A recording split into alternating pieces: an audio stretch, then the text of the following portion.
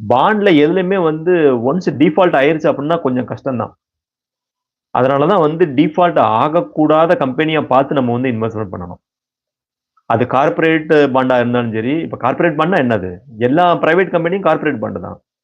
இப்ப DHFL அது corporate bond தான். பட் அதுவும் வந்து லாஸ் ஆயிருச்சு. ஸோ கார்ப்பரேட் பாண்ட் எல்லாமே வந்து டிஃபால்ட் ஆகுச்சு அப்டின்னா, உங்களுக்கு வந்து உங்களுடைய அமௌண்ட் வரும் அப்டின்னு நெனச்சீங்க அப்டின்னா கஷ்டம் தான். அது வர்றதுக்கான வாய்ப்புகள் ரொம்ப கம்மி.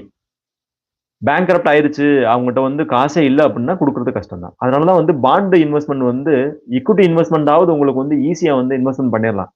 ஆனா பாண்ட் இன்வெஸ்ட்மென்ட் அந்த அளவுக்கு வந்து ஈஸி கிடையாது. இண்டிவிஜுவல் பாண்ட் வாங்குறீங்க அப்டின்னா, இருக்கிறதுலே வந்து டஃப்பான ஜாப் வந்து பாண்ட் வாங்குறது தான்.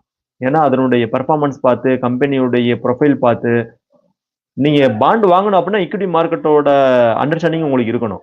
நீங்க வந்து அந்த கம்பெனிய போய் ஓப்பன் பண்ணி ஈக்விட்டி மார்க்கெட்ல அவங்களுடைய profit and loss statement check பண்ணிட்டு, கம்பெனி எப்படி இருக்குது? குரோத் இருக்குதா? இல்லையா? இது எல்லாம் பார்த்துட்டு தான் நீங்க வந்து பாண்ட் வாங்கணும். கண்ண மூடிட்டு நம்ம வந்து பாண்ட் வாங்கணும் அப்டின்னா கஷ்டம். பாண்ட்ல வந்து லாஸ் ஆகுறதுக்கான வாய்ப்புகள் அதிகம். ஏன்னா பிரின்சிபலுக்கே வந்து கம்ப்ளீட்டா போறதுக்கான வாய்ப்புகள் இருக்குது.